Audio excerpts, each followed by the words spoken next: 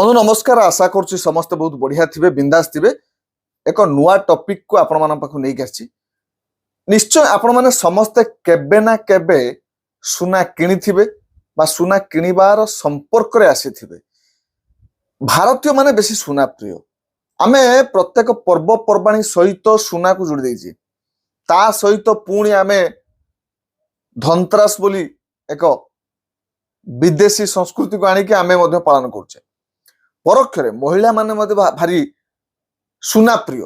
आमर झियो बाहागर हेले सुना दिया जाए, पूजा पार्वण रे सुना दिया जाए, मंदिर रे देवी देवता पाखरे मध्य सुना चिता, सुना मुकुट इत्यादि अर्पण करा जाए। किंतु जानि जंदी आमे एई सुना पाई जेतिक टंका खर्च करूचे ताठू अधिक टंका आमे नष्ट करूचे ठकामी रे पड़िक। सुना दुकानी माने ठकौचंदी। तो एई ठकामी को आज ये वीडियो जानिबा आमे को को जगह रे केमिति ठकामी रो शिकार होचे सुना पाई। तबे मु एक कथा प्रथम रु कहि रखे जे समस्त दुकानी ठक नहंती, सब दुकानी ठकांती नाही। किंतु जो माने ठकांती, जो प्रकार रे ठकांती से कथा को आमे गोटी गोटी आलोचना करिबा। को उपाय से माने ठकांती आपण जानी गले हो तो किछि मात्र रे सेत्रु वंचित हेई परिबे, बंची जाई परिबे। मु एक कथा कहि रखुची जे साधारणतः जो माने ठकांती से माने ठकैबारे माहिर। आउ साधारण लोक जेते भी उपाय कले मध्य से माने एथुरु निस्तार पाइबे नाही। तथापि आमे छोटिया चेष्टा करिबा जोथिरे कोठी कोठी आमे कोन ऊपर ध्यान देले जे ठकामी रे शिकार होबा नाही ए कथा आमे जानिबा। तो प्रथम कथा आमे आलोचना करिबा जे सुना चिन्हिबा केमिति। प्रथम तो चिन्हिबा कथा रहिछि। जदि आमे सुना आदो चिन्हि पारु नाहंती ताल तो एतरे आमे सबुठु बेसी ठकिबा। ताले आमे प्रथमे सुना केमिति चिन्हिबा, प्योर गोल्ड ठीक सुना आमे नौचंदी ना अलगा किछि हमकु दिया जाय सेतरे मिश्रण करके धातु ताको आमे जानिबा आगे। तो केतेटा उपाय मु कहूची, ये उपाय संपूर्ण रूपे सठिक काम दबो नाही। मु जहा कहूची आपण डिटो सेया करिकि जे सुना को जे जानि परिबे ताहार यह सत्य नुहे। तथापि किछि किछि कथा को आमे ध्यान देले जानि परिबा। प्रथम कथा होची गोटे विजुअल टेस्ट। विजुअल टेस्ट माने आमे देखिकी जानि परिबा सुना कोटा ओरिजिनल कोटा डुप्लिकेट। यार माने मोर कहिबार माने होची जेमति कुहा जाय गुण चिन्हे गुणिया, सुना चिन्हे बनिया। बनिया सुना को देखि देकी धरि देकी मध्य कहि दे परिबो जे ये सुनाटा ठीक कि भूल। सेमिति आपण माने मध्य सुना को जतल देखिबे सेतल देखिबे पूरा चकमक करूथुवा, चिकचिक करूथुवा बा चिक्कण पृष्ठदेश थिबा गोटे हलदिया रंगर धातुटी सुना। जदि एहा ठारू टिके अलगा लागे, टिके कसरा लागे, टिके रंग कलर छाड़ीगला भई लागे, ये होची सुना केबे नुहे। ए होची आपनकर फास्ट चिन्हिबार प्रक्रियाटी मु आपन कहली जे होची विजुअल टेस्ट। आपन देखिकी भी किछि मात्रा रे सुना कि नुहे आपन जानि परिबे। 2 नंबर रे आसीबो वाटर टेस्ट। वाटर टेस्ट कोन? आपन गोटे सफा ग्लास टे नेबे एवं ग्लास रे सफा पानी किछि रखिबे। रखिला परे सेई पानी उपरे आपन जो टेस्ट करिया को चाहुथुवा सुना अलंकारटी को धरि निया जो छोट मुदीटी, छोट किछि कान फुलटी, नाक फुलटी आपन से पानी ऊपर पकेबे। जतल पानी ऊपर पकेबे सुनाटी बुड़ीवा को लागिवो। जदि बुड़ीवा को लागिवो धीरे धीरे ता जानिबे यह होची गोटे प्योर सुना बा सुनारे तयारी।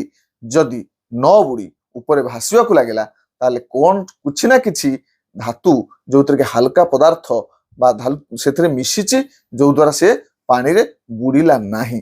ताले बुड़ी गला माने आपण किछि मात्रा श्योर हेबे जे ये सुनाटी सुना बोली।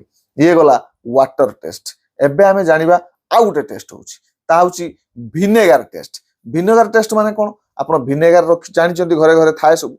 जेतेबेले जो जिनसटी को आमे जानिया पई चाहूचे जे ए प्रकृत सुना कि नुहे सेतरे किछि विनेगार ड्रॉप टोपा सेतरे पकांतु। जेतेबेले विनेगार पकेबे देखिबे किछि समय भितरे से सुनार रंग आपे आपे बदली जिवो। आ सेतरु जेमिति फड़ा फड़ा उठी जाय कांथरु कलर सेमिति उठी गला बली लागिवो, कलर फेड हे जिवो। ताल जानिबे ये प्योर सुना नुहे। किंतु एइटी आउ गोटे कथा मु कहि रखे। आमे जानिचंदी सुनार हमर प्यूरिटी टेस्ट कला बेले हमर सुना केते शुद्ध जानिया पई हेले विभिन्न कैरेट बोली कहा जाय। जेमिति 18 कैरेट, 22 कैरेट, 24 कैरेट सेमिति विभिन्न कैरेट थाए। ମୁଁ ବର୍ତ୍ତମାନ ଯୋଉ ଭିନେଗାର ଟେଷ୍ଟ କଥାଟି କହିଲି ଭିନେଗାର ଟେଷ୍ଟ କାମ କରିବ ବିଶେଷ କରିକି 24 କ୍ୟାରେଟ ସୁନାରେ କାହିଁକିନା 24 କ୍ୟାରେଟ ସୁନାକୁ ସବୁଠୁ ପ୍ୟୁରେଷ୍ଟ ଗୋଲ୍ଡ ବୋଲି କୁହାଯାଏ ଅର୍ଥାତ୍ ସବୁଠାରୁ ମାନେ ଅଧିକ ପ୍ୟୁର ଗୋଲ୍ଡ ପ୍ୟୁର ସୁନା 99.9% ଏଥିରେ ସୁନା ଅଛି ମାତ୍ର କିଞ୍ଚିତ ସେଥିରେ 0.01% ସେଥିରେ କେବଳ ଅଲଗା ଧାତୁ ପଦାର୍ଥ ମିଶିଛି ବା ଖାଦ ମିଶିଛି ଆମେ ଯାକୁ ଖାଦ କୁହନ୍ତି ସେଇଟାକୁ ଟେଷ୍ଟ କରିହବ ଯଦି ଆପଣ 24 କ୍ୟାରେଟ ସୁନାକୁ ଟେଷ୍ଟ କରୁଛନ୍ତି ଭିନେଗାରରେ ତାହେଲେ ଆପଣ ଡାଉଟ୍ କ୍ଲିୟର ହେଇଯିବ ଯେ ଏ ତ 24 କ୍ୟାରେଟ ସୁନା ଏଥିରେ ଧାତବ ଜିନିଷ କିଛି ଅଲଗା ନାହିଁ କିନ୍ତୁ ଏଠି କାହିଁ କଲର ଚେଞ୍ଜ ହେଲା ଯଦି ଆପଣ ଏଇଟାକୁ ନେଇକି 18 କ୍ୟାରେଟ ସୁନାରେ କରିବେ ତାହେଲେ ଆପଣ ଫଳପ୍ରଦ ହେଇପାରିବେନି କାରଣ ଏମିତି କି 18 କ୍ୟାରେଟ ସୁନାରେ ଅଲଗା ଧାତୁ ମିଶିକି ଥାଏ ସେଥିପାଇଁ ବେଶୀ ଫ୍ରୁଟଫୁଲ ହବ ଏଇଟା 24 କ୍ୟାରେଟ ସୁନା ପାଇଁ ତାହେଲେ ଇଏ ଗଲା ଭିନେଗାର ଟେଷ୍ଟ ଆଉ ଗୋଟେ ଅଛି 4 ନମ୍ବରରେ ସେରାମିକ ଟେଷ୍ଟ କଣ ଗୋଟେ ସେରାମିକ ଯୋଉ ଆସୁଛି ଟାଇଲ୍ସ ଆପଣ ଜାଣିଥିବେ 4 ଗୁଣିଆ ଟାଇଲ୍ସ ସେଇଟାକୁ ଆଣିବେ ଆଣିକି ତା ଉପରେ ସେ ଯୋଉ ସୁନା ମୁଦିଟିକୁ ବା ସୁନା ଖଣ୍ଡଟିକୁ ଆପଣ ଗାର ଟାଣିବେ ଗାର ଟାଣିଲେ ଦେଖିବେ ସୁନା ରଙ୍ଗର ପୁରା ଚିକଣ ଗାରଟେ ଲମ୍ବା ହେଇକି ପଡିଯିବ ଯେମିତି ପେନସିଲ ଦାଗ ପଡେ କିନ୍ତୁ ପେନସିଲ କଲର ଭଳି ନୁହେଁ ଯଦି ସେ ସୁନାରେ କିଛି ଅଲଗା ଧାତୁ ମିଶିଥାଏ ତାହେଲେ ସେ ଗାର ଫରକ ଜଣା ପଡିବ ଏବଂ ସେ ଗାର କଳା ଚାଲିବ ବା ଅନ୍ୟ କିଛି କସରା ରଙ୍ଗ ତମ୍ବା ରଙ୍ଗର ଚାଲିବ ସୁନା ରଙ୍ଗର ଚାଲିବ ନାହିଁ କିନ୍ତୁ ଯାହା ସୁନା ସେ ଏକ ଛୋଟିଆ ସରୁ ଗାରଟିଏ ସୁନା ରଙ୍ଗର ଗାରଟିଏ ଛାଡି ଦେଇକି ଯିବ ଏହାପରେ ଜାଣିବା ମ୍ୟାଗ୍ନେଟ ଟେଷ୍ଟ ମାନେ ଚୁମ୍ବକ ଜାଣିଛନ୍ତି ଆପଣ ମାନେ ସୁନାକୁ ଚୁମ୍ବକ ଟାଣେ ନାହିଁ ଯଦି ଟାଣେ ନାହିଁ ତାହେଲେ ଆପଣ ଚୁମ୍ବକକୁ ସୁନା ପାଖକୁ ରଖି ଦେଖିବେ ଯଦି ଟାଣିଲା ତାହେଲେ ନିଶ୍ଚିତ ଭାବରେ ଏଥିରେ କିଛି ଲୁହା ବା ନିକେଲ ପ୍ରଜାତିର ଧାତବ ଜିନିଷ ମିଶିଛି ଯୋଉଟା କି ସୁନାକୁ ଟାଣିଲା ଯଦି ଟାଣୁ ନାହିଁ ତାହେଲେ ସେ ଜାଣିବେ ଯେ ସେଥିରେ ମିଶି ନାହିଁ ପିଓର ସୁନା ପୁରା ସମ୍ପୂର୍ଣ୍ଣ ପିଓର ସୁନା ବି କହିହବ ନାହିଁ ମୁଁ କହିଛି ପୂର୍ବରୁ ଦେନ୍ ଆଉ ଗୋଟେ ସବୁଠୁ ଭଲ ବାଟ ହଉଛି ଯାହାକୁ ଆମକୁ ସରକାର ଯୋଉ ସୁବିଧାଟି କରୁଛନ୍ତି ସେଇ ସୁବିଧା ଅନୁଯାୟୀ ହଲୋଗ୍ରାମ ଦେଖିକି ହଲୋଗ୍ରାମ ମାନେ ଏଇଠି ଆମେ 3ଟା ଜିନିଷକୁ ନବା 3ଟା ଜିନିଷ କଣ କଣ ଗୋଟେ ହଉଛି ଆମେ ଜାଣିବା ଗୋଟେ ତାର ସିମ୍ବଲ ଥାଏ ଆପଣ ଛୋଟିଆ ମୁଦିଟେ ନେଉଛନ୍ତି ମୁଦି ଭିତରେ ଛୋଟିଆ ଅକ୍ଷରରେ ଆପଣ ମ୍ୟାଗ୍ନିଫାଇଂ ଗ୍ଲାସ ଯଦି ଆପଣଙ୍କ ପାଖରେ ଅଛି ବା ଜବକାଚ ଅଛି ବା ଯୋଉ ଦୋକାନରୁ କିଣୁଛନ୍ତି ତାଙ୍କ ପାଖରେ ବି ଥାଏ ସେଇଠି ତଳେ ନେଇକି ଆପଣ ଦେଖିବେ ଦେଖିଲା ମାନେ ଆପଣଙ୍କର ଗୋଟେ ଧାଡ଼ିଏ ଲେଖା ଦେଖିବାକୁ ମିଳିବ ଯେତେ ଛୋଟ ଅଳଙ୍କାର ହେଲେ ବି ସେଥିରେ ଲେଖିବାକୁ ଚେଷ୍ଟା କରାଯାଇଥାଏ ଏ କଥାଟି ଯଦି ଏଇଟା ଲେଖା ଯାଇନାହିଁ ତାହେଲେ ଆପଣ ସାବଧାନ ହେଇଯାଆନ୍ତୁ ଆପଣ ଠକାମିର ଶିକାର ହଉଛନ୍ତି ପୁଣି ବେଳେ ବେଳେ କଣ ହୁଏ ନା ଲେଖା ଯାଇଛି କଣ ଏ ଲେଖା ଯାଇଛି କଣ ତ ଜାଣିବା ନିହାତି ଦରକାର ତ 3ଟା ଜିନିଷ ଥାଏ ଗୋଟେ ଥାଏ ତାର ସିମ୍ବଲ ମାନେ ତାର ଯୋଉ ହଲମାର୍କ କଥା କୁହାଯାଉଛି 3 କୋଣିଆ ଏମିତି ଗୋଟେ ତ୍ରିଭୁଜ ଭଳି ଥାଏ ଏବଂ ଗୋଟିଏ ଡଟ୍ ଥାଏ এইটাକୁ ଜାଣିଲେ ଏଟା ସିମ୍ବଲ ଆସିଲା ଦେନ୍ ଆସିବ ପ୍ୟୁରିଟି ସୂଚନା ଦିଆଯାଇଥାଏ ପ୍ୟୁରିଟି ସୂଚନା ମାନେ ଆପଣ କେତେ କ୍ୟାରେଟର କିଣୁଛନ୍ତି ମୁଁ ଯେମିତି କହିଥିଲି ଆଉ ଥରେ ଟିକେ କହିଦିଏ 24 କ୍ୟାରେଟ ସୁନା ଯାହାକି 99.9% ଥାଏ ତାହା ବିଶେଷ କରିକି ଅଳଙ୍କାର ତିଆରି କରାଯାଏ ନାହିଁ ଯେ ଆମେ ଅଳଙ୍କାର ଯୋଉ ତିଆରି କରାଯାଏ ହାର ନେକଲେସ ଚୁଡ଼ି କାନଫୁଲ ନାକଫୁଲ ଇଏ ସବୁ ଗୁଡ଼ିକ ନିହାତି 24 କ୍ୟାରେଟରୁ ତଳୁକୁ ହେଇଥାଏ ତାର କାରଣ ହଉଛି ପିଓର ସୁନା ଯୋଉଟା ସେଟା ଏତେ ନମନୀୟ ହେଇନଥାଏ ସେଇଥିପାଇଁ ଯେତେବେଳେ ସୁନା ଅଳଙ୍କାର କରାଯାଏ ସେଥିରେ କିଛି ଖାଦ ମିଶାଯାଏ କିଛି ଅନ୍ୟ ଧାତବ ଜିନିଷ ମିଶାଯାଏ ମିଶିଲେ ସେଟା କଣ ହୁଏ ନା ତାକୁ ଭଲ ଭାବରେ ତାର ନମନୀୟତା ଆସେ ଏବଂ ତାଙ୍କୁ ଅଳଙ୍କାର ଗଢି ହୁଏ ତେଣୁ ଅଳଙ୍କାର ହେଇଛି ମାନେ ଏହା 24 କ୍ୟାରେଟ ହେଇନଥିବ ବୋଲି ଫାଷ୍ଟ ଭାବି ଦିଅନ୍ତୁ 24 କ୍ୟାରେଟ ସୁନା ତାର କୋଉଠି ଲାଗେ ନା ଲୋକମାନେ ଯୋଉଠି ସେଭିଂ କରନ୍ତି ଫିଜିକାଲ ସୁନାକୁ ଯୋଉଠି ରଖନ୍ତି ସୁନାର ବିସ୍କୁଟ ସୁନାର ଇଟା କରିକି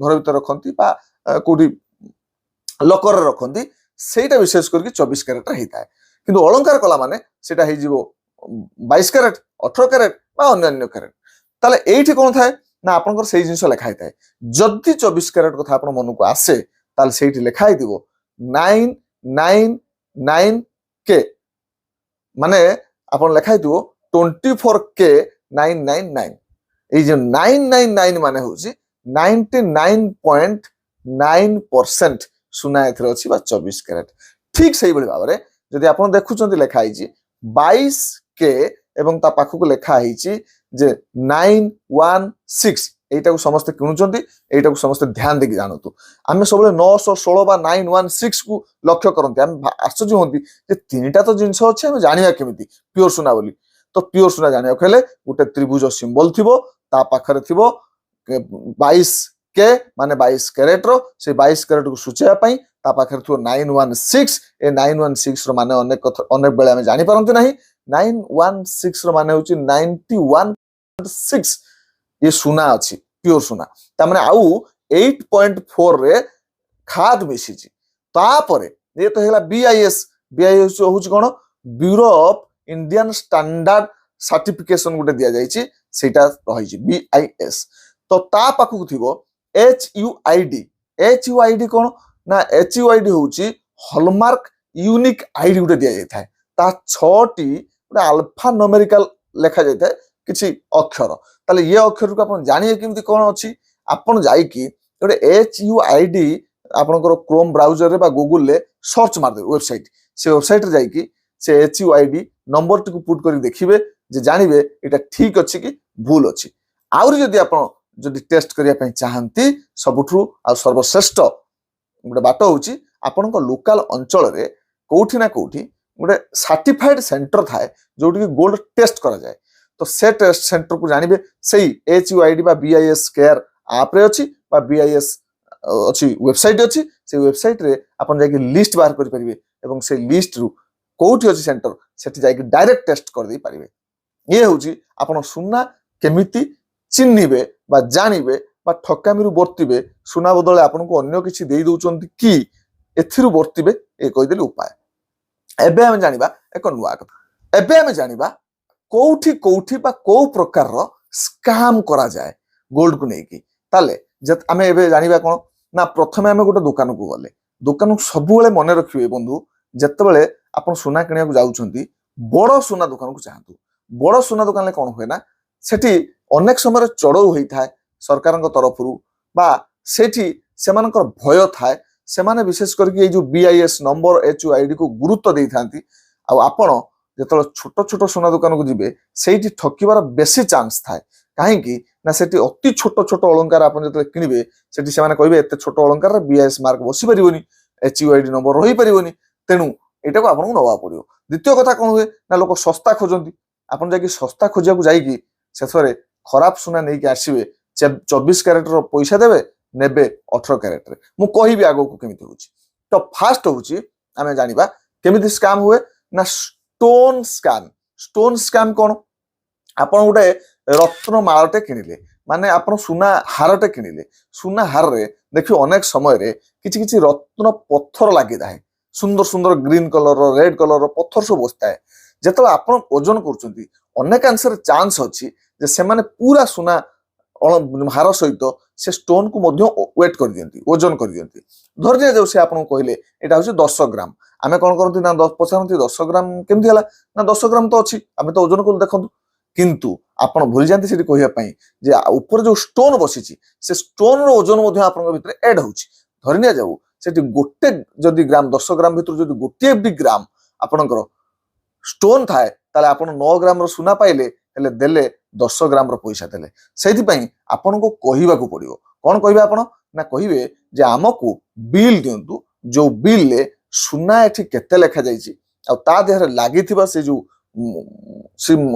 पत्थर रत्न पत्थर सब बसची से केते ग्राम रो अछि आपण अलगा अलगा करिकि हमकु मिसेई दियंतु ता माने हमकु 9 ग्राम सुनार रेट पकांतु आउ जो 1 ग्राम रो लागिची पत्थर 20 टका 30 टका 50 टका भीतर से पत्थर हबो किंतु आपण पाखरु हजार हजार टका नै जिवे से सुनार पकेकी ए होची स्टोन स्कैम एटा को आपण ध्यान देबे द्वितीय आउट कोन होची आउट होची वेस्टेज आउ आपनकर मेकिंग चार्ज स्कैम वेस्टेज और मेकिंग चार्ज स्कैम कोन ना जेतले आपण किनिया को जाउचंती देखिबे पुराना समय रे जेतले मेशिन विशेष करके नुआ नुआ जंत्र सब आविष्कार हेई नथिला ए सुना मानकरे बणिया माने निज हाथ रे टुक टुक टुक टुक टुक करके तैयारी करथले सब विभिन्न अलंकार कानफुल नाकफुल इत्यादि से समय रे अनेक किछि वेस्ट हे जाउतला एते सूक्ष्म कारुकार्य भितरे छोटिया छोटिया टुकरा टुकरा सुना मध्य नष्ट हो जाउतला सेति पई सेमान गोटे वेस्ट चार्ज बसौथले जे आमे 10 ग्राम रो सुना मुंडाटे नैथिलु 10 ग्राम रो सुना मुंडा तैयारी करू करू हेला बेलकु 9.5 ग्राम रो सुना हारटे तैयारी हला तो तेणु ये जो 0.5 ग्राम रो सुना नष्ट गला ଇ ଆପଣଙ୍କର ଏଇ ହାର ତିଆରି କରିବା ପାଇଁ ନଷ୍ଟ ଯାଇଛି ସେଥିପାଇଁ ଏ ହାର ଉପରେ ସେମାନେ ଗୋଟେ 10% 20% ରେ ୱେଷ୍ଟେଜ ଚାର୍ଜ ଲଗେଇ ଦିଅନ୍ତି ଆଗ ସମୟରେ। କିଛି କିଛି ଏବେ ବି ଦୋକାନୀ ଏମିତି କରନ୍ତି ଯେ ୱେଷ୍ଟେଜ ଚାର୍ଜ ପକେଇ ଦିଅନ୍ତି। ଅନେକ ଲୋକ ଜାଣିପାରିବେନି, ସେ କହିବେ ୱେଷ୍ଟେଜ ଚାର୍ଜ କଣ ଗୋଟେ ଥିବ ଆଉ ଦେଇଦେଇକି ପଳେଇ ଆସନ୍ତି। ତ ସେଠି ବୁଝନ୍ତି ନାହିଁ ଯେ ପୂର୍ବ ସମୟରେ ହାତ ତିଆରିରେ ୱେଷ୍ଟ ବେଶୀ ହଉଥିଲା, ନଷ୍ଟ ହଉଥିଲା, କିନ୍ତୁ ଏବେ ମେସିନ ମାଧ୍ୟମରେ ହଉଥିବାରୁ ଏବେ ଏତେ ୱେଷ୍ଟ ହଉନାହିଁ। ଏମିତି କି ଅତି ମିନିମମ୍ ହଉଛି ଯାହାକୁ ଆପଣଙ୍କର ହାର ସହିତ ୱେଷ୍ଟେଜ ଚାର୍ଜ ପକେଇବା ଆଦୌ ଉଚିତ ନୁହେଁ, କିନ୍ତୁ ସେମାନେ ପକେଇ ଦିଅନ୍ତି। ଦେନ୍ ଆଉ ଗୋଟେ ରହୁଛି ମେକିଂ ଚାର୍ଜ। ମେକିଂ ଚାର୍ଜ ମଧ୍ୟ ଏଇଥିରେ ରହୁଛି। ଆପଣମାନେ ମେକିଂ ଚାର୍ଜ ବେଳେ ଦେଖିବେ ସେମାନେ ବେଶୀ ଘୋଟାଲା କରନ୍ତି। ଆପଣଙ୍କୁ ଏଇ ଦୋକାନରେ ମେକିଂ ଚାର୍ଜ ଅଲଗା, ଆଉ ଗୋଟେ ଦୋକାନରେ ଅଲଗା ହେଇଥାଏ। ତେଣୁ ଆପଣ ଯେତେବେଳେ ବାର୍ଗେନିଂ କରିବେ ବିଶେଷ କରିକି ମେକିଂ ଚାର୍ଜକୁ ନେଇକି ବେଶୀ ବାର୍ଗେନିଂ କରିବେ ଯେ ସେଇଠି ଆମକୁ କମରେ ମିଳୁଛି ଆମେ କମରେ ନେବା, ତେଣୁ ଆପଣ ଯଦି କମ କରିବେ କରନ୍ତୁ, ନହେଲେ ନାହିଁ ଆମେ ନେବାନି। ତେଣୁ ମେକିଂ ଚାର୍ଜକୁ ନେଇକି ଆପଣ ବେଶୀ ବାର୍ଗେନିଂ କରିବା ଉଚିତ, ହେଲେ ସେଠି ମଧ୍ୟ କିଛି କିଛି ଆପଣଙ୍କୁ କମିବ। ଗୋଟେ ହଉଛି ପ୍ୟୁରିଟି ମିସଲିଡିଂ।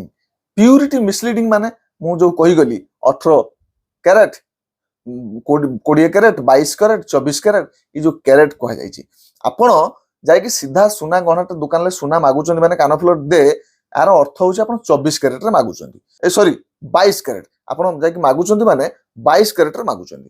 ତାହେଲେ ସେମାନେ 22 କ୍ୟାରେଟରେ ଦେଲେ, ଯଦି ଆପଣଙ୍କୁ ସେମାନେ 18 କ୍ୟାରେଟ ଦେଇଦେଲେ ତ ଆମେ ଜାଣିପାରିବାନି, ଆମେ ତ ମାଗି ଦେଇଛେ କଣ ସୁନା ଦେ, ସେ ଦେଇଦେଲେ ଆମକୁ ହିସାବ କରିକି କହିଦେବେ କେତେ ହେଲା ନା ସୁନା ରେଟ୍ କଣ ଆପଣ ଜାଣିନାହାନ୍ତି, ପୁରା ଲେଖା ହେଇଛି ବୋର୍ଡରେ, ଲେଖା ହେଇଥିବ କେତେ ଆପଣଙ୍କର 22 କ୍ୟାରେଟର ଦାମଟି ଲେଖା ହେଇଥିବ। ଧରି ନିଆଯାଉ ଅଛି ସେଠି 70,000 22 କ୍ୟାରେଟରେ, କିନ୍ତୁ ଆପଣଙ୍କର 18 କ୍ୟାରେଟ କେତେ ଅଛି, ଆହୁରି କମ ଅଛି, ଅଛି ଧରାଯାଉ 60,000।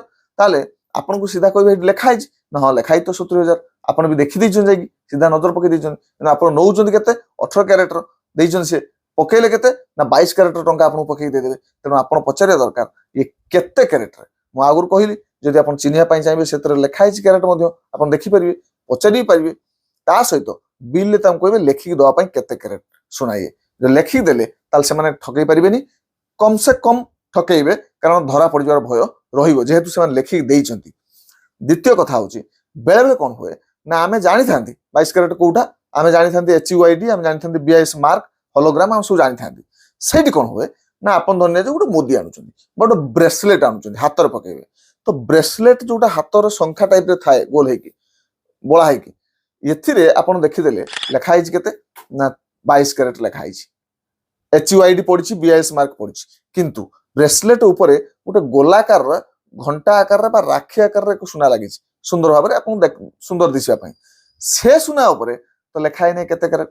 ତ ସେଇଠି ସେମାନେ କଣ କରିବେ ନା ସେଇଠି 18 କ୍ୟାରେଟ ବା ଆଉ କମ କ୍ୟାରେଟରେ ସେଇଠି ପୁରେଇ ଦେବେ, ଯାହାଦ୍ୱାରା ଆପଣ ଟୋଟାଲ ତ 22 କ୍ୟାରେଟର ପଇସା ଦେଲେ, କିନ୍ତୁ ସେ ଛୋଟିଆଟି 18 କ୍ୟାରେଟର ହେଇଗଲା। ଏଠି ମଧ୍ୟ ଆପଣ ଠକେଇ ଦେବେ, ଏଠି ପ୍ୟୁରିଟି ଚେକ୍ କରିବା ଦରକାର। ଆଉ ଯେତେବେଳେ ଆପଣ ସୁନା ବିକିବାକୁ ଯାଉଛନ୍ତି, ଏଇଟା ଗୋଟେ ବଡ ସ୍କାମ ହଉଥିବ ଆପଣ ଜାଣିଥିବେ, ଯେତେବେଳେ ଆପଣ ଗୋଟିଏ ଦୋକାନକୁ ସୁନା କିଣିବା ପାଇଁ ଯିବେ ସେ ଅଲଗା ରେଟ୍ କହିବେ, ବିକିବା ପାଇଁ ଗଲେ ଅଲଗା ରେଟ୍ କହିବେ। କାହିଁକି? ଦେଖିବାକୁ ଗଲେ ଯେ ଲଜିକାଲି ବିଚାର କଲେ ସୁନାର ଦାମ ସମାନ, ବିକିଲେ କିଣିଲେ, ତମେ ତ ଯଦି ବିକ୍ରି କଲା ବେଳେ ଅଧିକା ନଉଛ ତାହେଲେ ତ ସେଇଥିପାଇଁ ନଉଛ ଯେ ତମର ମେକିଂ ଚାର୍ଜ ଏକ୍ସଟ୍ରା ନଉଛ, ମେକିଂ ଚାର୍ଜ ପଇସା ନଉଛ, କିଛି ଅସୁବିଧା ନାହିଁ। କିନ୍ତୁ ସୁନା ରେଟ୍ ତ ଯଦି 70,000 ତାର ତ 70,000 ନେଲେ ବି 70 ଦେଲେ ବି 70, ଅସୁବିଧା କଣ ନା ସେମାନେ କହିବେ, ତୁମେ ତାର ବାଟରେ କିଛି କରିପାରିବ ନାହିଁ, କିନ୍ତୁ ତମେ ସେ ଜାଣିବା ଦରକାର କୋଉ କୋଉ ଜିନିଷକୁ ଆମେ ଧ୍ୟାନ ଦେବା ଉଚିତ। ଏଇ ଯୋଉ କୋଉ କ୍ୟାରେଟରେ ଜାଣିବା ନିହାତି ଆବଶ୍ୟକ, ନହେଲେ ସେଇଠି ସେ ନିଶ୍ଚୟ ଠକେଇ ଦେବେ। ତୁମେ ସିଧା ଯାଇ କହିବ ମତେ ଗୋଟେ ସୁନାର କାନଫୁଲ ଦେଖା, ସେ 18 କ୍ୟାରେଟର ସୁନାର କାନଫୁଲ ଦେଖେଇବେ ଏବଂ ପକେଇବେ ତମର 22 କ୍ୟାରେଟରେ। ଆଉ ଗୋଟେ ରହୁଛି ଓଲ୍ଡ ଗୋଲ୍ଡ ଏକ୍ସଚେଞ୍ଜ। ଯେତେବେଳେ ଆପଣ ପୁରୁଣା ସୁନା ନେଇକି ତାଙ୍କୁ ଏକ୍ସଚେଞ୍ଜ କରିବା ପାଇଁ ଯାଉଛନ୍ତି, ସେତେବେଳେ ଦେଖିବେ ଆପଣଙ୍କୁ ଗୋଟେ କଥା କହିବେ, ସେମାନେ କଣ କହିବେ ନା ଏଥିରେ ଭାରି ସୁନା କମ ଅଛି, ଖରାପ ଅଛି, ପିଓର ସୁନା ନୁହଁ।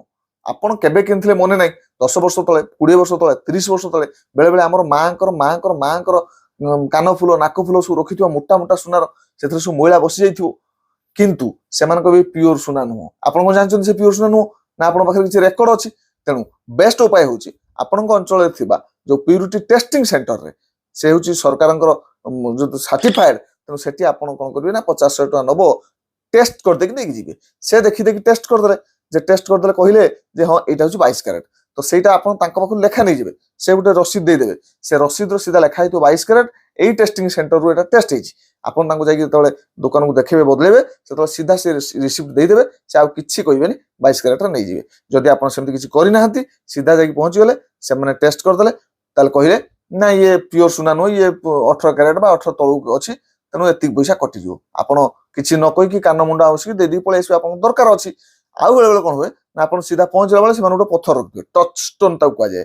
ସେ ପଥରରେ ଆପଣଙ୍କର ଘଷି ଦେବେ ଗୋଟେ ଗାର ଟାଣି ଦେବେ ଗାର ଟାଣି ଦେଇକି କହିବେ ଯେ ଏଇଟା ହଉଛି କମ କ୍ୟାରେକ୍ଟର ଅଛି। କେବେ ଜଣେ କି ବେଶୀ କ୍ୟାରେକ୍ଟର କହିବାର କିଛି ଉଦାହରଣ ନାହିଁ। ସେମାନେ ସେଇ ସମାନ କହିବେ ବା କମ କହିବେ। ଯିଏ ଭଲ ଲୋକ ହେଇଥିବେ ସେ 22 କୁ 22 କହିବେ ନହେଲେ 18 କହିବେ। 22 କୁ 24 କହିବାର କିଛି ଉଦାହରଣ ନାହିଁ ନା। ତେଣୁ ସେ ସେଠି ଗାର ଟାଣି ଦେଇ କହିବେ ଏଇଟା କିଛି କମ ଅଛି। ଆପଣ କିଛି ବୁଝିପାରିବେନି କେତେ କମ ଅଛି କେତେ କମିବ କେତେ କମିବ ଆପଣ ସେଥିରେ ଧାରଣା ନାହିଁ କାରଣ ଆପଣ ଜାଣିନାହାନ୍ତି 22 କ୍ୟାରେଟ କଣ 18 କ୍ୟାରେଟ କଣ 24 କ୍ୟାରେଟ କଣ କି ଜାଣିନାହାନ୍ତି। ତ ସେ ସିଧା କହିବ ଆପଣଙ୍କର ଇଏ ଟୋଟାଲ ଉପରେ 200 ଟଙ୍କା କମିଯିବ। 200 ଟଙ୍କା ମୁଁ ଭୁଲ କହିଲି 500 ଟଙ୍କା 1000 ଟଙ୍କା କମିଯିବ। କିନ୍ତୁ ଆପଣ କଣ କରିବେ 500 ଟଙ୍କା କମୁଛି ଆଉ କଣ ଅଛି ନେଇଯିବା ଆମର ଦରକାର ଅଛି। କିନ୍ତୁ ସେ ସେଇଠି ଅନେକ ପଇସା ସେଠି ରଖିଦେବେ। ତେଣୁ ଏକ୍ସଚେଞ୍ଜ କଲାବେଳେ ସେଇଟା ଗୋଟେ ଲକ୍ଷ୍ୟ ରଖିବେ। ଆଉ ଗୋଟେ କଣ କରନ୍ତି ନା ସେମାନେ କହନ୍ତି ଆମେ ତଳେ ଦେବା। ତଳେ ଦେଲେ କଣ ହବ ନା ତଳେଇଲା ବେଳେ ସେ ଯୋଉ କେମିକାଲ ୟୁଜ କରନ୍ତି ବା ସେ ତାକୁ ନିଆଁରେ ଗରମ କରନ୍ତି ତାଙ୍କର କିଛି କିଛି ଟେକ୍ନିକ ଅଛି। ଯୋଉ ଟେକ୍ନିକରେ ଆପଣ ଯୋଉ ମଇଳା ବସ୍ତାଏ ଧରାଯାଉ ଆପଣ ଗୋଟେ ବଳା ମୋଟା ବଳାଟେ ନେଇକି ଯାଇଛନ୍ତି ଆପଣ ମାଙ୍କର ମାନେ ଜେଜେମାଙ୍କର ଗୋଟେ ମୋଟା ବଳାଟେ ଥିଲା ବଢିଆ ବଳାଟେ ତାକୁ ନେଇକି ଯାଇଛନ୍ତି ସେଥିରେ ସବୁ ମଇଳା ବସିଯାଇଛି। ଯଦି ସୁନା ଆମେ ପୋଡିବା ବା ତାକୁ ଗରମ କରିକି ତାକୁ ଗୋଟେ ଗେଣ୍ଡୁ କରିବା ତାହେଲେ ସେ ପୋଡିବା ପୂର୍ବରୁ ଆମେ ସଫା କରିଦେବା ମଇଳା ତ ବାହାରିଯିବ ଆମର ତ ପୁରା ପିଓର ସୁନା ହେଇଯିବ ଗୋଟେ ପ୍ରକାର। ନା ସେ ସେମିତି କରିବେନି ବରଂ ସେ ମଇଳା ସହିତ ପୋଡିଦେବେ। ପୋଡିଦେଲେ ଆପଣଙ୍କ ଆଖି ସାମ୍ନାରେ ପୋଡିବାକୁ ପଡିବ ନା। ପୋଡିଲା ବେଳେ ଗୋଟେ ଏତେ ବଡ ମଇଳା ପେଣ୍ଡୁଳାଟେ ବାହାର କରିବେ ବାହାରିବ ତାର ଟେକ୍ନିକ ଅଛି। ଏବଂ ସେଇ ଅନୁଯାୟୀ ସେମାନେ ତାଙ୍କ ଟେକ୍ନିକ ଅନୁଯାୟୀ ସେ ମଇଳା ଭିତରେ ଗୋଟେ ଛୋଟ ଅଂଶ ସୁନାକୁ ମଧ୍ୟ ବାହାର କରିଦେବାର ଚାନ୍ସ ଅଛି। ଯାହାଦ୍ୱାରା ଧରି ନିଆଯାଉ ଆପଣଙ୍କର ସେ ବଳାଟି ହଉଛି 30 ଗ୍ରାମର ତାହେଲେ 30 ଗ୍ରାମର ବଳାରୁ ଆପଣଙ୍କୁ ସେ 10 ଗ୍ରାମର ଗୋଟେ ମଇଳା ପେଣ୍ଡୁଳା ବାହାର କରି ଦେଖେଇଦେଲେ କହିଲେ ଦେଖନ୍ତୁ 10 ଗ୍ରାମର ମଇଳା ପେଣ୍ଡୁଳା ତ ବାହାରିଗଲା ଆପଣଙ୍କ ଆଖି ସାମ୍ନାରେ। ଏବେ ଦେଖନ୍ତୁ 20 ଗ୍ରାମ କିନ୍ତୁ ସେ ଯୋଉ 10 ଗ୍ରାମର ମଇଳା ପେଣ୍ଡୁଳା ଭିତରେ 5 ଗ୍ରାମ ମଇଳା ଆଉ 5 ଗ୍ରାମ ସୁନା ବି ଚାଲି ଯାଇଥିବ ଆପଣ ତାହା ଜାଣିପାରିବେ ନାହିଁ। ଇଏ ଗୋଟେ ସ୍କାମ ହୁଏ ଆପଣ ଧ୍ୟାନ ଦେବେ। ପରବର୍ତ୍ତୀ ଆଉ ଗୋଟେ ବଡ ସ୍କାମ ଅଛି। ଆଉ ଗୋଟେ ବଡ ସ୍କାମ କଣ ନା ଏଇଟା ପ୍ରାୟ କମି ଆସିଲାଣି ତଥାପି ଅଛି। ଯେମିତିକି ଆଗରୁ ଗାଁକୁ ସବୁ ଲୋକ ଆସୁଥିଲେ ସୁନା ଧୋଇଦବା ପାଇଁ କହିବେ ଆମେ ଭାରି ଅଳ୍ପ ପଇସାରେ ଗୋଟେ 20 ଟଙ୍କା 10 ଟଙ୍କା 50 ଟଙ୍କା ଭିତରେ ଆମେ ବଡ ବଡ ସୁନାକୁ ସବୁ ଧୋଇଦବୁ ଧୋଇ ପୁରା ଚିକ ଚିକ କରିଦବୁ। ଆପଣ ଘର ପାଖରେ ଦେଇ ଦିଅନ୍ତି ବେଳେବେଳେ ଆଉ ବେଳେବେଳେ ନିଜେ ନେଇକି ଦୋକାନରେ କହନ୍ତି ପାଖ ଦୋକାନରେ ଯେ ଆଜ୍ଞା ଏଇଟାକୁ ଆମର ସବୁ ସଫା କରିଦେଲୁ। ସେ ସଫା କେମିତି କରିବେ ନା ଗୋଟେ କେମିକାଲ ଅଛି ତାକୁ କୁହାଯାଏ ଆକ୍ୱା ରେଜିଆ। ଏଇ ଆକ୍ୱା ରେଜିଆ କେମିକାଲଟି ୟୁଜ କରିକି ସେମାନେ ଯେତେବେଳେ ଧୁଅନ୍ତି ସୁନା ତ ଚିକ ଚିକ କରେ କିନ୍ତୁ ସୁନା ଅଳଙ୍କାରର ଉପର ସ୍ତରଟି ଧୋଇ ହେଇଯାଏ ସେଇ ପାଣିରେ ମିଶିଯାଏ। ସେ ଯୋଉ ଗିନାରେ ରଖିଥାନ୍ତି ସେ ଗିନାର ପାଣିରେ ମିଶିଯାଏ। ତାହେଲେ କଣ ହୁଏ ନା ଆପଣଙ୍କର ଯଦି 10 ଗ୍ରାମର ଯଦି କିଛି ସୁନା ଅଳଙ୍କାର ଥାଏ ସେଥିରୁ ପାଖାପାଖି 0.5 ଗ୍ରାମ ପାଖାପାଖି ସେ ଧୋଇକି ପାଣିରେ ମିଶିଯାଏ। ତାହେଲେ ସେ ଧୋଇ ସାରିଲା ବେଳକୁ ଆପଣଙ୍କ ଓଜନ କମି ଯାଇଥିବ। ଆପଣ ତ ଓଜନ କରିକି ଆଣିବେନି ଆପଣ ତ ସଫା କଲେ ଆପଣଙ୍କ ଆଖି ଆଗରେ ସଫା ହଉଛି କିନ୍ତୁ ଆକ୍ୱା ରେଜିଆ ଦ୍ୱାରା ସେ କଣ ହେଇଯାଏ ନା ଉପର ସ୍ତରଟି ଧୋଇ ହେଇଯାଏ। ଏବଂ ପରବର୍ତ୍ତୀ ସମୟରେ ଏମିତି ସଂଗ୍ରହ କରିକି ସେଇ ପାଣିରୁ ସେମାନେ କିଛି କିଛି ସୁନା ସଂଗ୍ରହ କରିଦେଇ କରନ୍ତି ମଧ୍ୟ। ତେଣୁ ଏତିକି ପ୍ରକାରର ସ୍କାମ ହେଇପାରେ ଆପଣଙ୍କ ସହିତ। ମୁଁ ସେଇଥିପାଇଁ ଚାହୁଁଛି ଆପଣମାନେ ଯେତେ ଆୱାର ହୁଅନ୍ତୁ ଜାଣନ୍ତୁ ଆପଣ କଣ କରିବେ କଣ ନ କରିବେ କେତେ ଆପଣ ସଚେତନ ହେବେ। ଯଦି ଆପଣ ନ ଜାଣିଛନ୍ତି ଆପଣ ସବୁଆଡେ ଠକିବେ। ସେଥିପାଇଁ ଆପଣ ଜାଣିବା ନିହାତି ଆବଶ୍ୟକ। ମୁଁ ଆହୁରି ଆଗକୁ କିଛି କିଛି ନୂଆ ସ୍କାମର ଭିଡିଓ ଆଣିବି। ଯଦି ଆପଣଙ୍କୁ କିଛି ଲାଗୁଛି ଯେ ଏଇ ସ୍କାମ ବିଷୟରେ ଆମେ ଜାଣିବା ଦରକାର ସଚେତନ ହବା ଦରକାର ମତେ କମେଣ୍ଟ ବକ୍ସରେ ଲେଖନ୍ତୁ କୋଉ ସ୍କାମ ଉପରେ ଆମେ ଭିଡିଓ ଆଣିବା। ମୁଁ ପୁରା ରିସର୍ଚ୍ଚ କରିବି ରିସର୍ଚ୍ଚ କରିକି ଆପଣଙ୍କ ପାଇଁ ଭିଡିଓ ଆଣିବି। ଦ୍ୱିତୀୟ କଥା କହିବି ଭିଡିଓ କରିବା ପାଇଁ ଯେତିକି ରିସର୍ଚ୍ଚ କରିବାକୁ ପଡୁଛି ଆପଣମାନଙ୍କୁ ଆଶା କରିବି ଆପଣମାନଙ୍କ ପାଖରୁ ଗୋଟେ ଲାଇକ୍ ଦେବେ ଆଉ ସେୟାର କରିଦେବେ ଆପଣଙ୍କ ସାଙ୍ଗସାଥି ମାନଙ୍କୁ। ଅନ୍ୟମାନେ ଜାଣନ୍ତୁ ଯେହେତୁ ଭାରତୀୟ ମାନେ ଟିକେ ସୁନା ପ୍ରିୟ ସୁନା ସବୁବେଳେ କିଣୁଥାନ୍ତି ଆଉ ଠକାମିର ଶିକାର ହେଇପାରନ୍ତି। ଗରିବ ଲୋକର ପଇସା ତାର ଧନ ସମ୍ପତ୍ତି ଏଇ ସୁନା ପାଇଁ ଠକାମିରେ ଚାଲି ନଯାଉ। ଆପଣ ଯେତିକି ଟଙ୍କା ଦଉଛନ୍ତି ସେତିକିରେ ଅନ୍ତତ ପକ୍ଷେ ପାଆନ୍ତୁ ସେଇ ଚେଷ୍ଟା ଆମେ କରିବା। ଆଉ ଆଶା କରୁଛି ଆପଣଙ୍କୁ ଭଲ ଲାଗିଥିବ। ଯଦି ଭଲ ଲାଗିଥିବ କମେଣ୍ଟ କରିକି ମଧ୍ୟ ଜଣେଇବେ ଆପଣଙ୍କର ମତାମତ କଣ। ଆଉ ଯଦି କିଛି ମୁଁ ଆଉ ଇନଫର୍ମେସନରେ କିଛି ଭୁଲ କହିଦେଇଥାଏ ବା ଆପଣ ଆଉ କିଛି ଏଡ୍ କରିବା ପାଇଁ ଚାହୁଁଥାନ୍ତି ଆପଣ ମଧ୍ୟ ଏଡ୍ କରିକି କମେଣ୍ଟରେ ଲେଖିପାରିବେ। ଅନ୍ୟମାନେ ଦେଖୁଛନ୍ତି ସେମାନେ ଜାଣିବେ କଣ କଣ ଆଉ ମାଧ୍ୟମରେ ଆମେ ଆଉ ଜାଣିପାରିବା। ଧନ୍ୟବାଦ ରହିଲି। ପୁଣି ଏକ ନୂଆ ଭିଡିଓ ସହିତ ଆପଣଙ୍କ ସହିତ ଦେଖା ହବ।